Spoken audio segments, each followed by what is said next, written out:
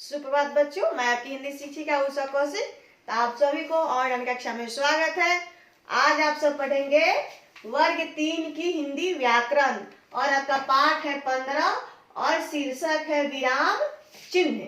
विराम चिन्ह का मतलब होता है, विराम का अर्थ होता है रुकना और चिन्ह का ये चिन्ह होता है।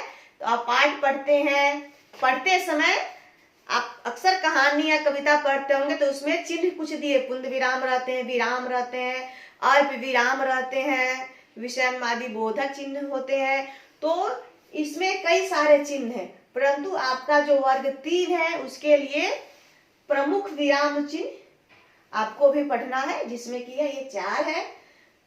तो इसका परिभाषा क्या है देख लेते हैं कि लिखते समय वाक्य में रुकने के लिए भावों को स्पष्ट करने, भावों का मतलब होता है जो कहानी और कविता का अर्थ होता है, भावों को स्पष्ट यानी कि समझाने के लिए, आप सभी को समझाने के लिए, स्पष्ट करने के लिए गए लगाए गए चिन्ह निशान विराम चिन्ह कहलाते हैं। यानी कि जब आप किताब पढ़ते हैं में कविता एवं कहानियां पढ़ते हैं या आप अपनी कॉपी में किसी भी शब्द वाक्य को लिखते हैं तो उसके बीच में अंत में विराम चिन्ह लगाए जाते हैं। तो वर्ग 3 के लिए 4 विराम चिन्ह आपको पढ़ना है, जिसमें कि है आपको यहाँ है हिंदी भाषा के प्रमुख विराम चिन्ह, यानी कि आपको कुछ विराम चिन्ह पढ़ना है, जिसमें कि आपका 4 है, जिसमें है कि पूर्ण विराम, ये आपका पूर्ण विराम है। आप कोई भी वाक्य लिखते हैं उसके बाद आप चिन्ह लगाते हैं, उसको कहते हैं वाक्य को पूर्ण, यानी कि वाक्य जब खत्म होता है तो हम पूर्ण विराम लगाते, फिर उसके बाद फिर दूसरा वाक्य शुरू करते हैं। उसके बाद है अल्प विराम, बीच बीच में छोटा छोटा वाक्य के बाद में हम अल्प विराम लगाते हैं। प्रश्नवाचक चिन्ह, जब भी आप प्रश्न लिखते हैं,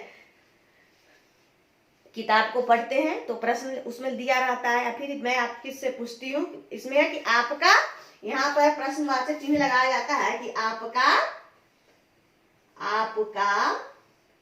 क्या नाम है, क्या नाम है। तो यहाँ पर क्या हो जाएगा, ये जो चिन्ह जो हम लगाए ये हो गया आपका विराम चिन्ह। ये आपका क्या नाम है, ये हो गया प्रश्नवाचक।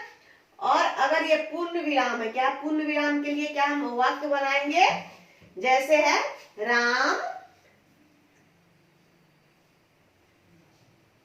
आम खाता है, हो गया। ये आपका हो गया, क्या हो गया, पूर्ण, राम आम खाता है। फिर उसके बाद हम लिखेंगे आम बहुत मीठा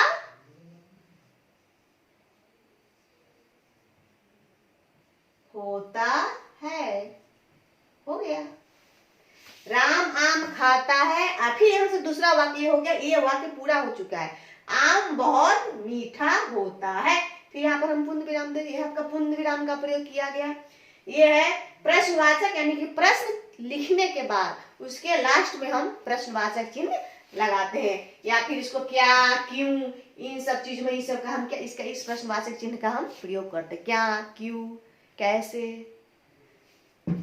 ये आपका प्रश्नवाचक चिन्ह हो गया। ये हो गया विषमादि बोधक चिन्ह, ये होता है विषमादि बोधक चिन्ह का मतलब आश्चर्य प्रकट करने के लिए, कोई चीज अचानक से हो जाता तो हम विस्मयादि बोधक चिन्ह का हम प्रयोग करते हैं, वाक्य में लिखने के लिए विस्मयादि बोधक चिन्ह का प्रयोग करते हैं। खुशी, दुख, घृणा, हैरानी आदि भाव को प्रकट करने के लिए विस्मयादि बोधक चिन्ह का, विस्मयादि बोधक चिन्ह का हम प्रयोग करते हैं। जैसे वाह कितना सुंदर है, वाह यह फूल कितना सुंदर है, वाह यह लड़की कितनी सुंदर है, वाह यह कपड़ा कितना सुंदर है, समझ गया। तो इसके अंत में हम क्या विस्मयादि बोधक चिन्ह लगाते हैं। आपकी किताब में भी ये दिया गया, आप अपनी किताब को निकालेंगे और इसको पढ़िए। क्या लिखा, पुत्र वाह, वाह के बाद यहाँ पर देखिए यहाँ पर विस्मयादि बोधक चिन्ह लगाया गया, वाह इतने रंग की मिठाइयां, यानी कि कितने बहुत सारे रंग की मिठाइयां, वो जो है आश्चर्य चकित है देख करके, सुन करके। हाँ, माँ बोल रही, हाँ सचिन, होली खेलने की तैयारी हो रही। देखिए होली का त्योहार है और होली के त्योहार में हम लोग क्या करते हैं, मिठाइयाँ खाते हैं और नए कपड़े पहनते हैं और एक दूसरे के घर भी जाते हैं, रंग खेलते हैं। तो विराम चिन्ह का अर्थ है कि व्यक्ति जब रुकता है तो हम विराम चिन्हों का प्रयोग हम करते हैं। और प्रश्नवाचक उसी में है, प्रश्नवाचक हो गया, अल्प विराम हो गया, पूर्ण विराम हो गया, विस्मयादि बोधक चिन्ह हो गया। तो इन चारों चिन्हों का आपको क्या करना है, समझ लिए। जब भी आप पाठ पढ़ते हैं उस समय क्या करना है आपको कि इन सब चिन्हों को याद करना है। आप इसको याद कर लेंगे और जब पाठ पढ़ेंगे तो क्या करेंगे, इन सब चिन्हों को ध्यान से देखेंगे कि जैसे वाह,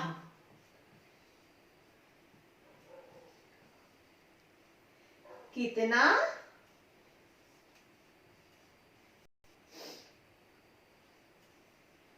सुंदर खिलौना है,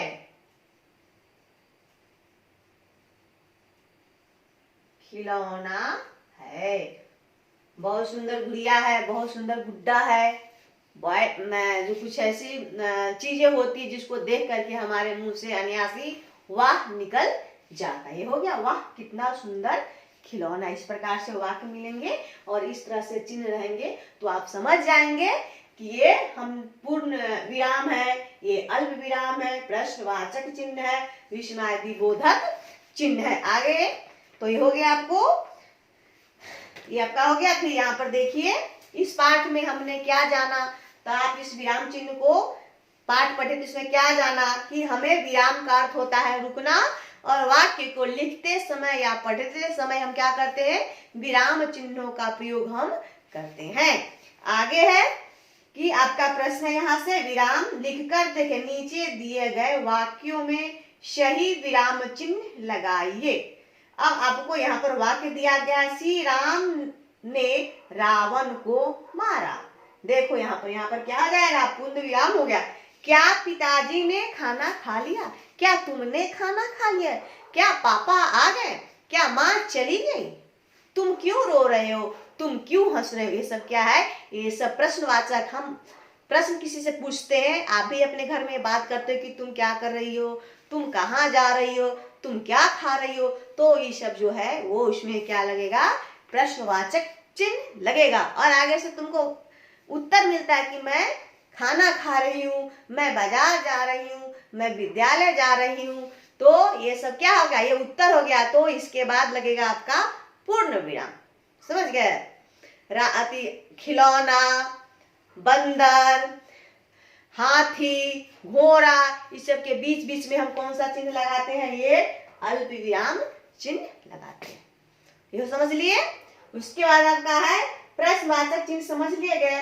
अल्प विराम हो गया आपका विस्मयादि बोधक, वाह कितना सुंदर खिलौना है, वाह कितना सुंदर घर है, वाह इतनी सारी मिठाइयाँ, वाह इतने सारे खिलौने, ये सब चीज जो है आपको विस्मयादि बोधक चिन्ह है। तो इस वाक्य को पढ़ना है और लिखना है।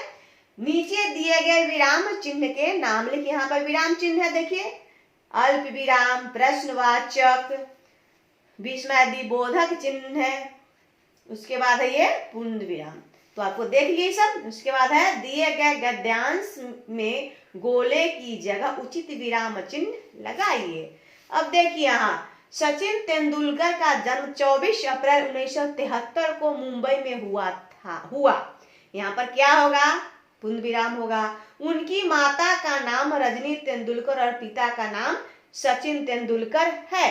सचिन तेंदुलकर देश के सबसे प्यारा, इसमें अल्प विराम, लोकप्रिय खिलाड़ी है। तो इसमें विराम चिन्हों का प्रयोग करना है, इसको पूरा करना है। इस सबको हम आपको होमवर्क में भेजूंगी।